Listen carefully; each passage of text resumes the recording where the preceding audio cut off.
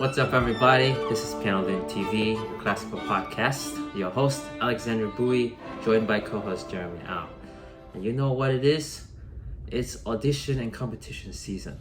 Whether you're preparing for school, a competition, or even a festival, there are so many tips and knowledge that you need to know in order to prepare for it.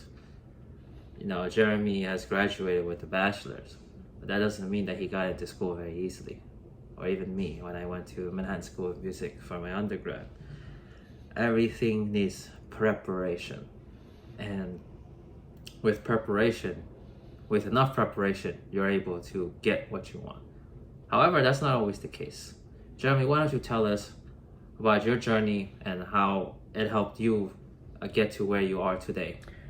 Well, actually, when I actually haven't done much audition and competition in my life, actually. And there's some of those kids who they start competition very young, like when they're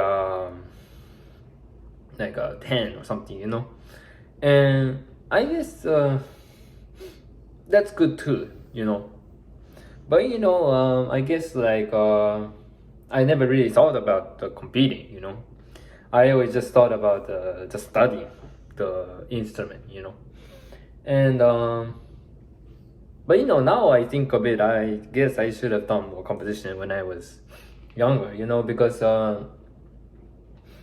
if you just study, you do your own pace, of course that's fine too, but you don't know how your level is, compared to you and maybe other people, your age group. And actually my first competition was actually when I was in the Manus pre-college. I did the concerto competition, and I was happy to win that competition, and I got to perform with orchestra.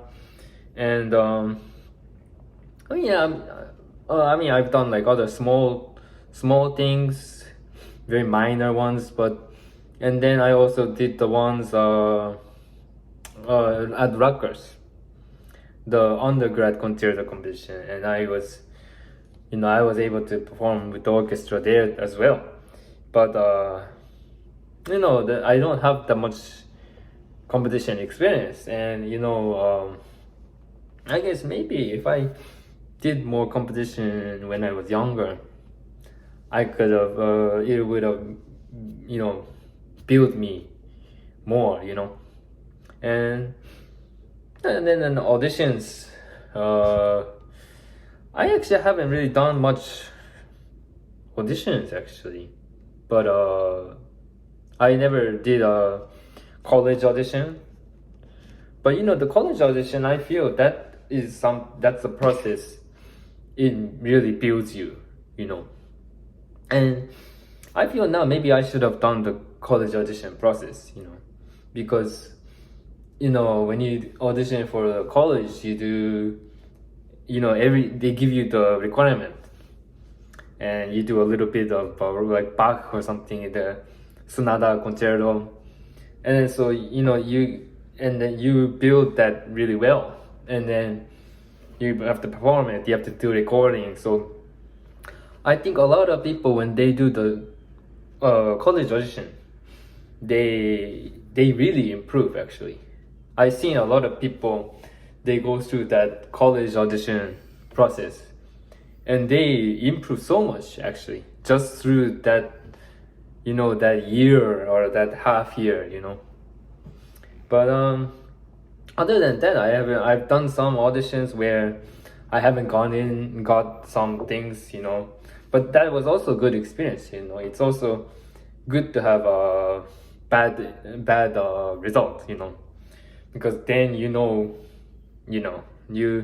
look at yourself again, and see what you have to do better. But how about you? What kind of competition audition? Oh, I want to say first that, you've come so far, even despite not doing so many competitions or auditions. I'm talking to our audiences on a personal level here. But Jeremy here is a very good, actually not very good, that sounds so student-like. How should I say? A very excellent and profound musician. Even with those limitations that he had responded to the questions I gave to him. But this is actually a learning lesson for you guys, for those who are really wanting to audition and competition. And you may think, oh, I don't think I'm good enough.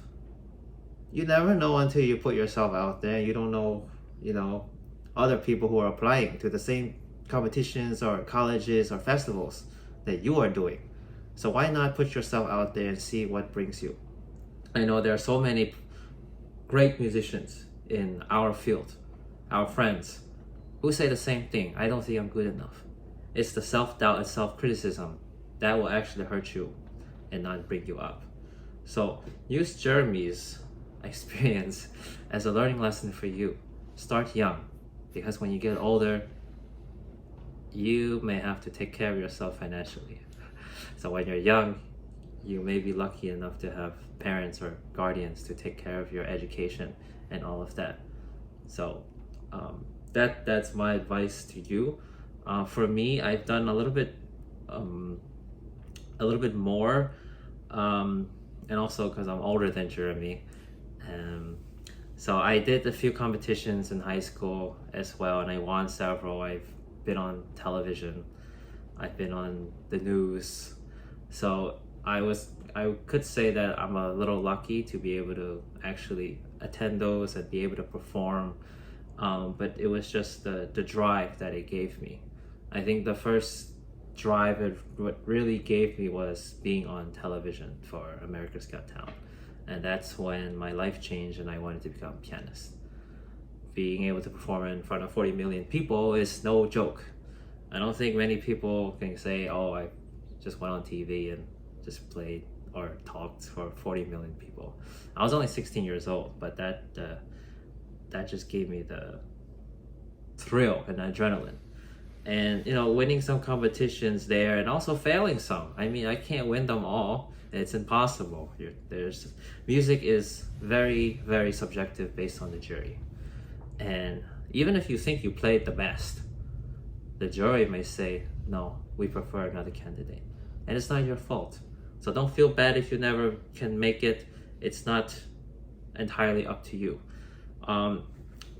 Me, on the other hand, in preparing for college auditions, most college auditions pre-screening starts on December, and September is a really, really important month. That's why we're doing this episode now. And if you guys need advice, that's what we're doing right now. And what you need to do is focus on what colleges you want, what teacher you want, what repertoire you need to work on. Of course, if you're in the piano world, I would suggest you have already started on this repertoire.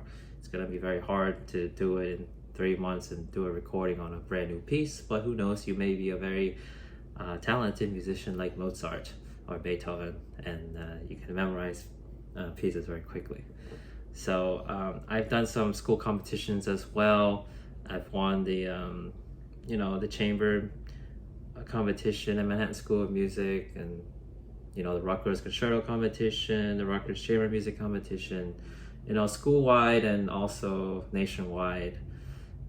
It's just really, really beneficial for your career.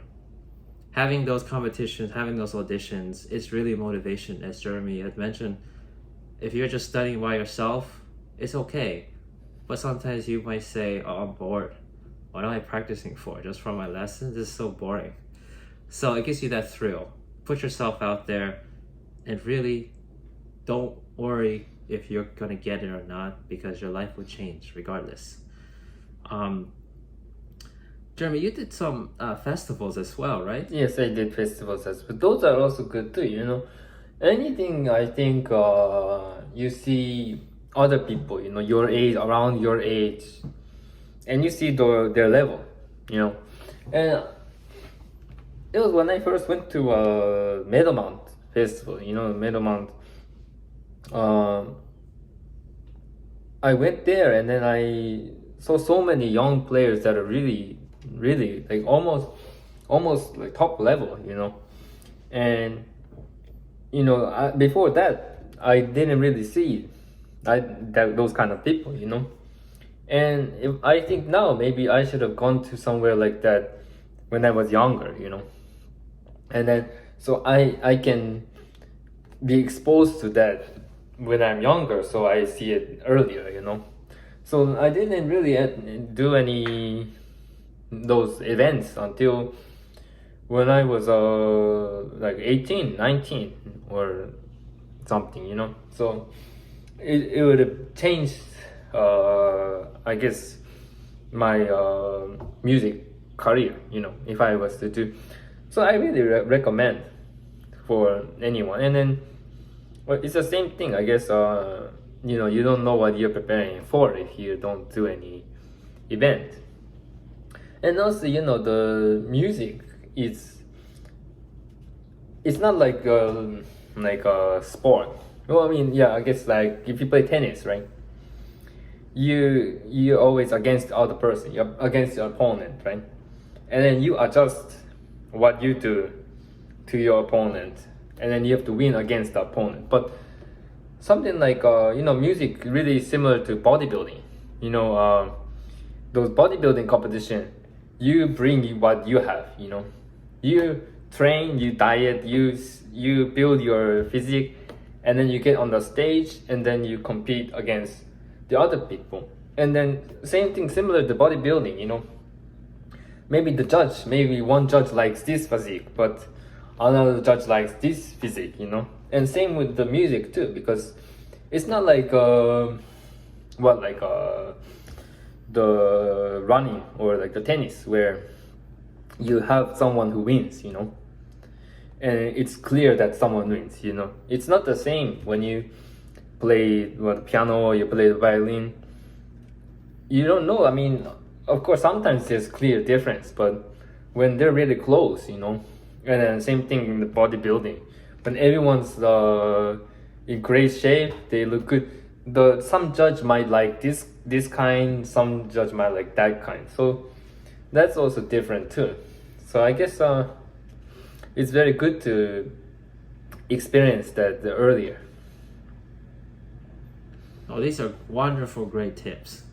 I wish I also started earlier. I think before 16, but I didn't know I wanted to become a musician until I went on TV. But for those who are younger, teenagers right now, or even single digits, ask your parents. They're a great help, right? They're there to support you whenever you need to.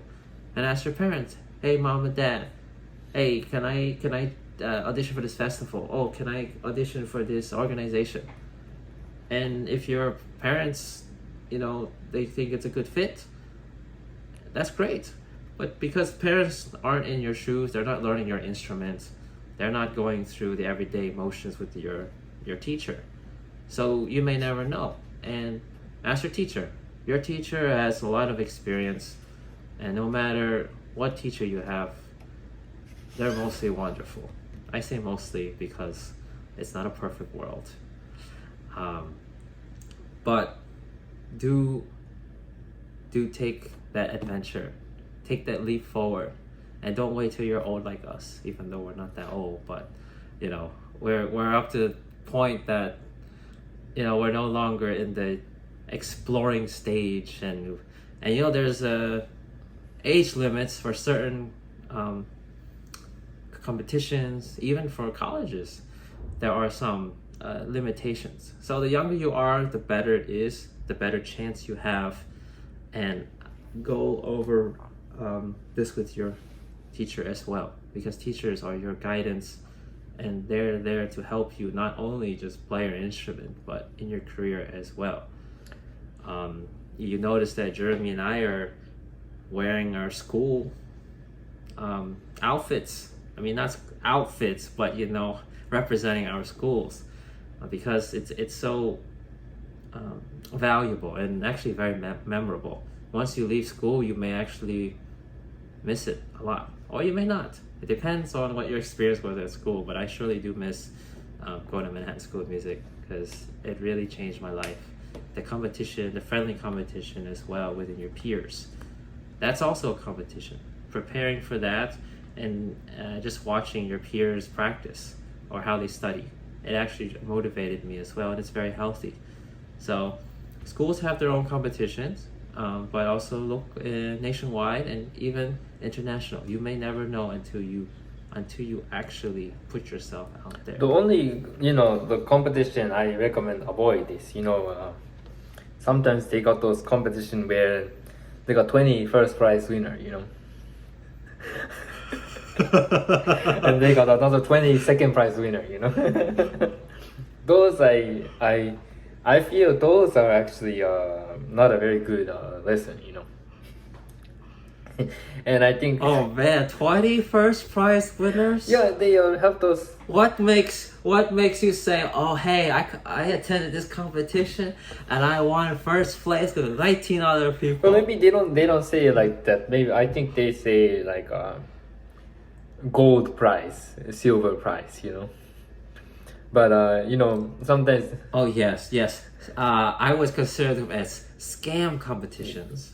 They just hold it to take your money because they gotta make money, but in order to feel good, they say you win gold. So you can put that on your resume, you win gold. But do you really feel like you genuinely earned that gold? It's like you're paying for a prize. Okay. Well, that's a good point, Jeremy. I didn't even think of that. There are so many scam competitions, as we're going to the tech world. They said, oh, it's our first competition. No prizes and many awards. And we can give as many as 20. If you look at that, don't apply. We do not recommend. But in seriousness, just as conclusion, if you're preparing for auditions, college auditions, organization auditions, competitions, festivals, any serious, even for jobs, they need competition. They're just like an orchestra, or you're being a choral director. All of these jobs are actually very competitive, and you have to go through this process of submitting your resume and cover letter, your portfolio, everything. Just put yourself out there, but make sure when you do, you put your best. Because as long as you put your best, nothing else matters, because there's nothing else you can change after that. It's up to the people who view your videos or they view your performances. So don't feel bad, and if you fail, keep trying again, because I think many great artists up to today and future have failed many, many times. So you're not going to be the first. So feel good, go have an adventure, have fun, because your life is starting. All right, that's the end of our episodes, auditions and competitions. Hope that was helpful. You got two sides from me and Jeremy. There's probably many more. If you have anything, just click and comment below. If you're on YouTube, like and subscribe. Spread it to your friends who are auditioning. They may feel like it's very helpful. And some place Jeremy says, I wish I started younger as well. So keep at it. If you're watching our podcast, wow. I said it wrong. If you're listening on our podcast, follow us. Weekly podcast every Thursday. New topics, new things to explore. And we'll see you next week. Take care. This is your host, Alexander Bowie, and co-host, Jeremy Out. Take care.